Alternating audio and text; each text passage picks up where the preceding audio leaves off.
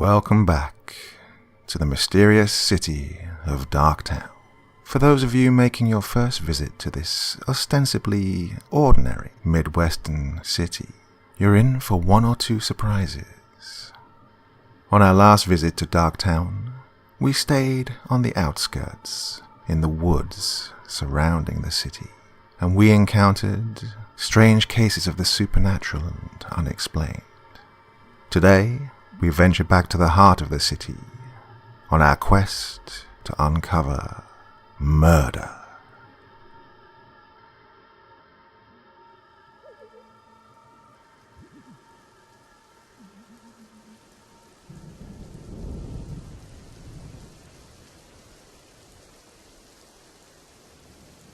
In the first of tonight's 3 stories, we join a man who has a little time to reflect on the decisions of his past and how they have led him to his current predicament.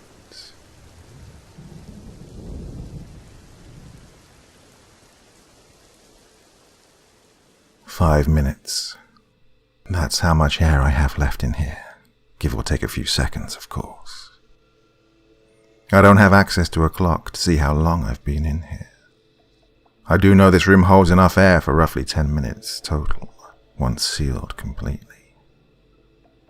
I wasted my first 5 minutes trying to escape, a feat I am well aware is impossible, and actually quite stupid.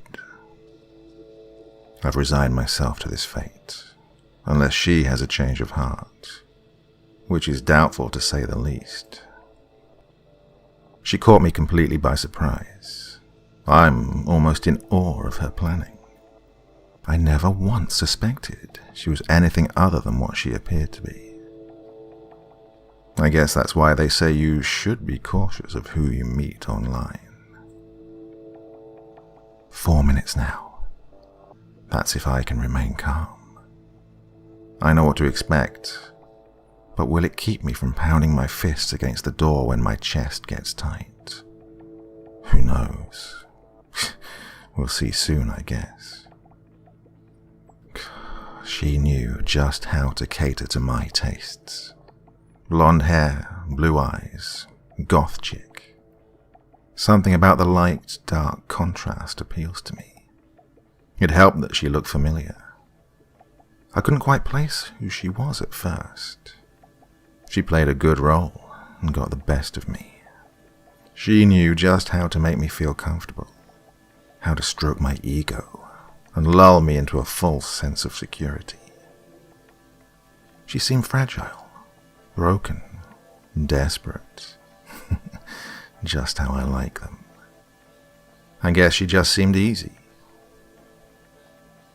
3 minutes. I don't know if it's in my mind, or if my breaths are becoming harder to pull into my lungs, and less satisfying once they get there. It's only a matter of time now, anyway. She was so charming to me, so sweet and humble, but she held that broken air about her, like she would do anything I told her to. I even considered asking her to join me in my work, as an assistant of sorts. She was just so damn obedient, not like the others before her. She didn't try to run off or act like a bitch to me. I think that's what did it. That's what made me let my guard down. So young and beautiful. My old eyes were blinded by lust, and strangely, hope for the future. Hope that she would be the one that I could keep, teach and mold into the perfect life mate. Life can get lonely for a man of my tastes. 2 minutes now. There's no denying that the oxygen level is dropping. My chest is starting to burn and panic is clawing at my brain, insisting I try again, insisting if I plead long enough she'll open the door. I've kept it at bay so far. I know pleading won't work. She sees me for what I am. We'd been dating for a few weeks when that feeling of deja vu I got with her started to really pick at my brain. It practically overwhelmed me. But in my line of work, questioning these things can get pretty messy. If I do happen to recognize someone I knew before, well, that's just something best left unsaid. I finally placed her at the last second, right before she sealed me in here. She'd wandered into my study as I slept, opened this hatch, and then waited for me to come looking for her. How had she slipped from her restraint so easily? How had she known where to find the secret latch to release this hidden vault? These are questions that will haunt me now, in this final minute or so of my life. The air is hot now, thick and almost completely devoid of oxygen. My chest is burdened by an unbelievable weight, and black dots shower my vision. It won't be long now. Such a shame that I didn't recognize her face just a day sooner. It would have been her in here, struggling to breathe her last. But it's too late to think of what could have been. There's barely even time to think of what is. She hid in wait until I was in place, staring perplexed at the open vault. Then she made her move, knocking me over the head and shoving me in here. I only just had time to turn around and glimpse her face, framed by the doorway, eyes flaming with hatred. Only then did I realize where I'd seen that face before. Years ago, she was my first. I was young, reckless. I know now that I was also too kind. I forced her inside this same vault that will come to be my tomb. But I let the little girl live. She couldn't have been but 3 years old. There's no way that she could have incriminated me, and at the time killing a child was a little too much to stomach. So I drugged her, blindfolded her, and left her on the side of the road 100 miles away. I'd never known what had become of her, until now. My final thought, as my vision fades and my chest feels about to explode, is of those same hate-filled eyes staring up at me from the face of her mother.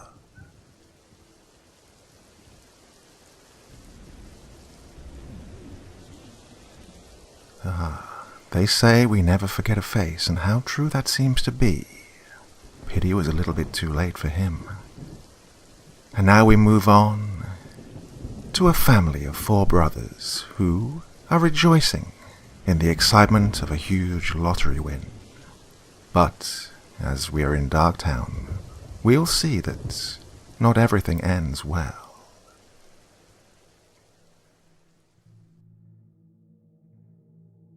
"3 years ago I won the lottery, and within 4 months I'd learned to never trust anyone.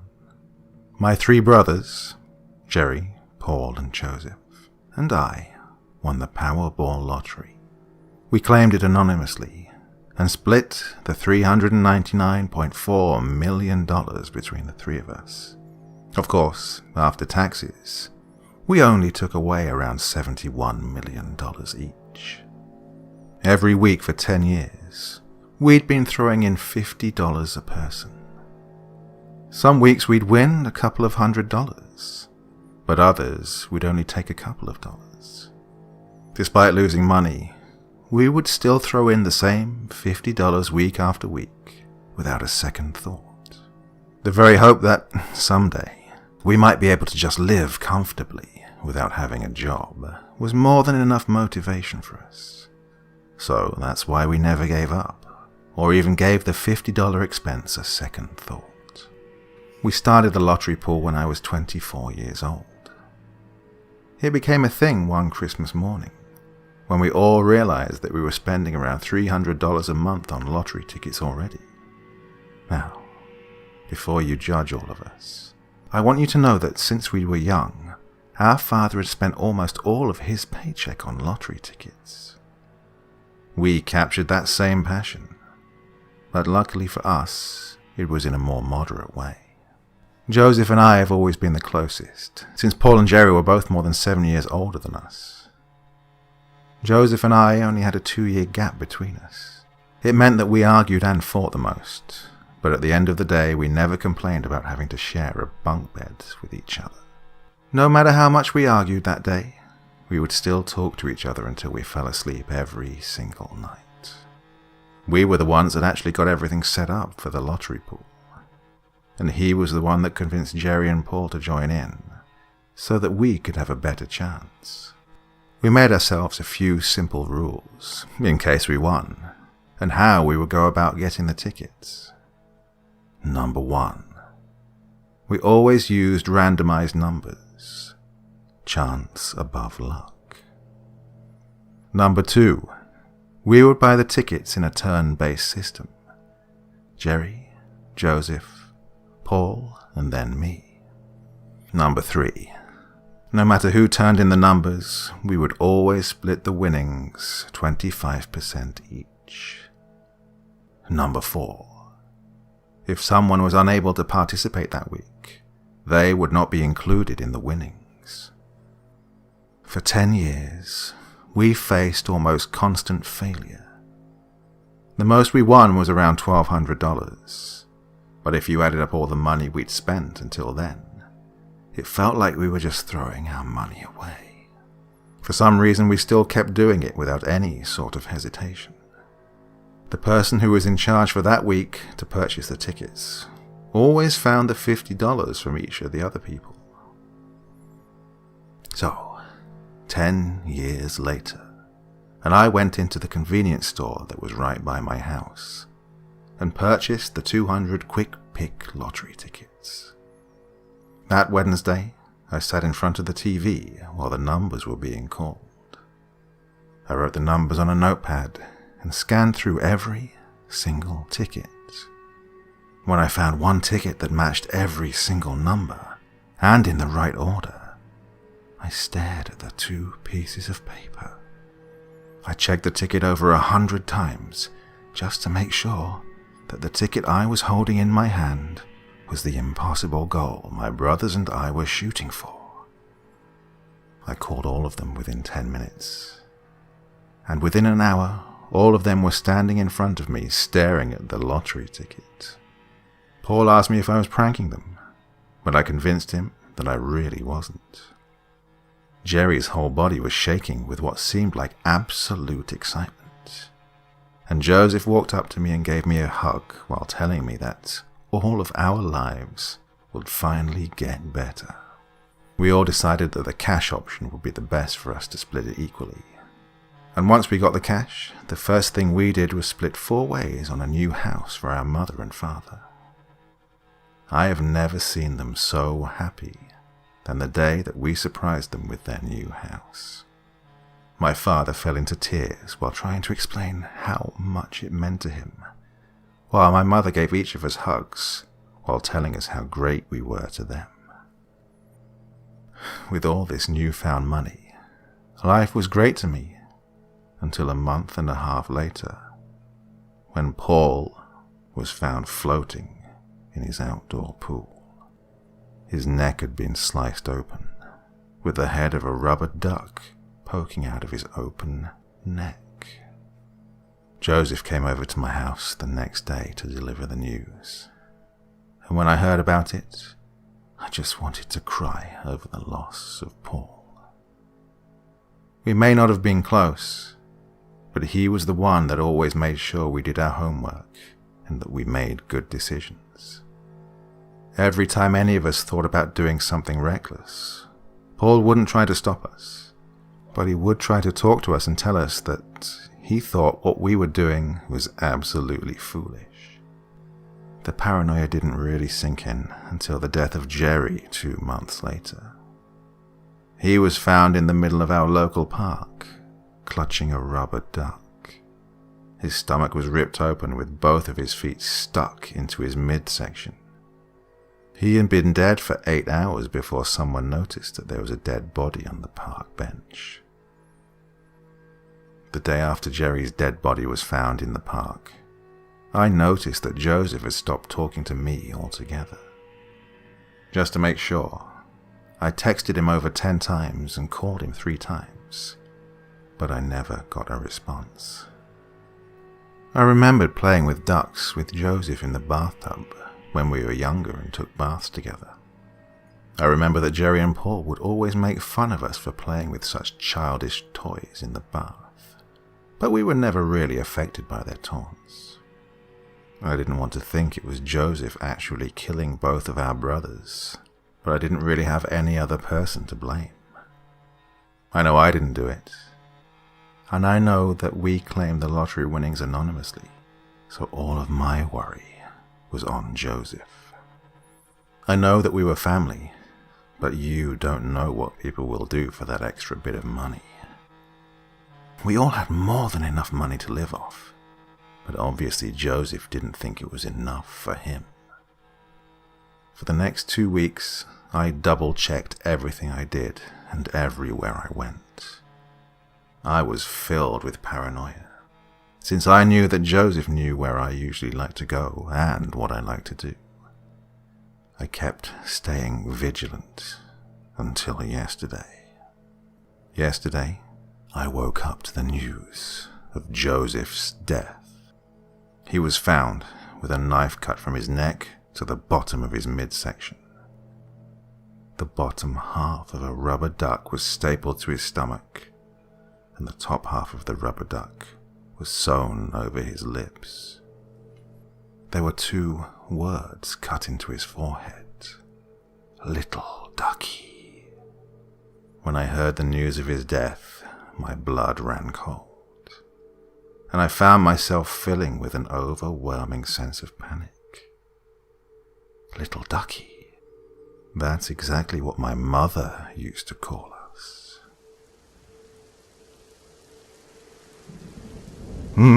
Was that a case of keeping your friends close but your enemies closer? No one can be trusted in Darktown.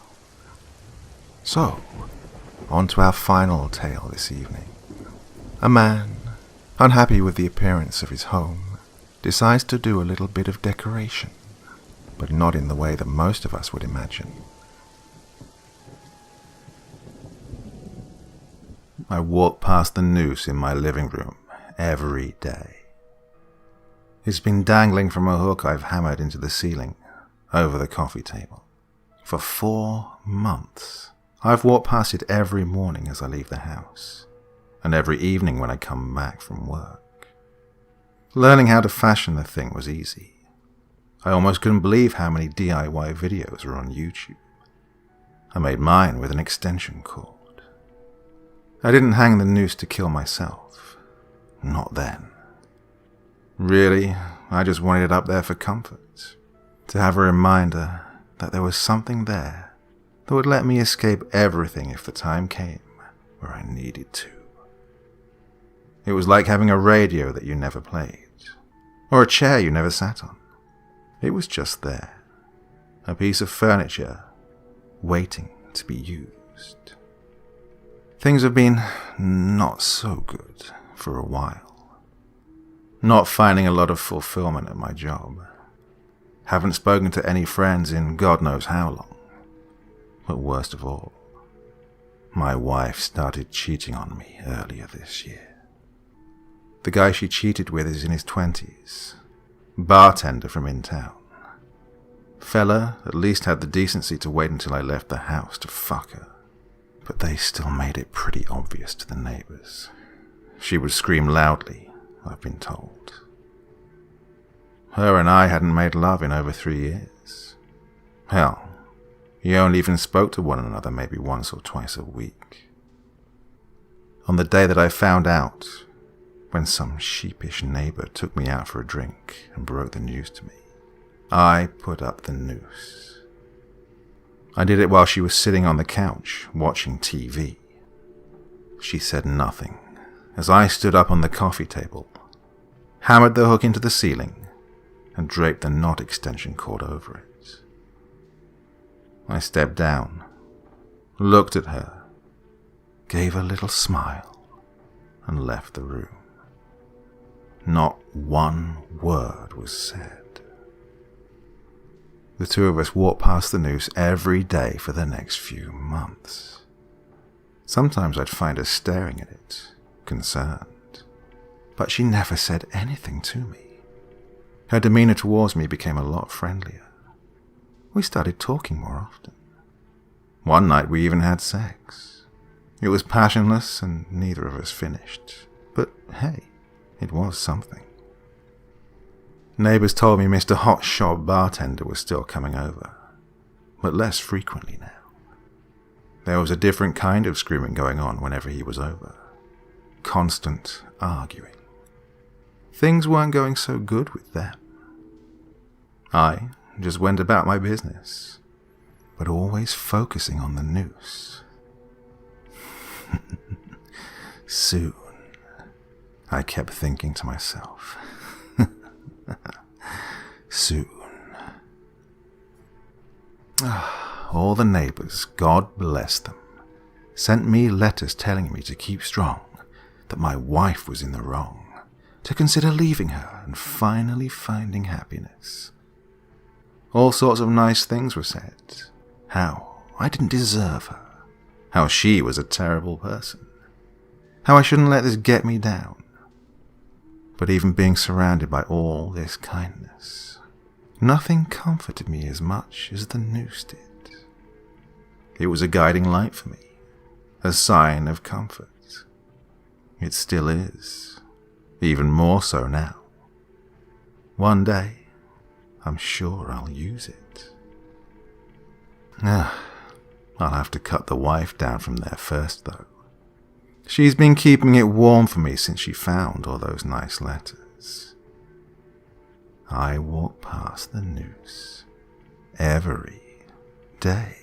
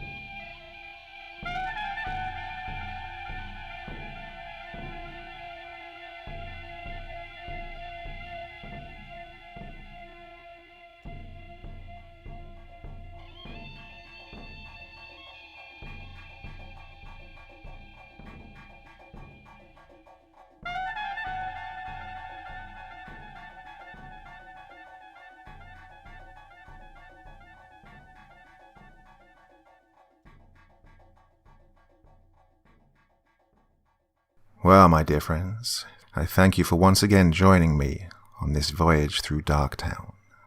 I hope you enjoyed those 3 tales. If you did, and you haven't listened to our previous 2 journeys, make sure you do. I'm linking to them at the end of this video. Well, that's all for me for tonight. See you all again real soon. But for now,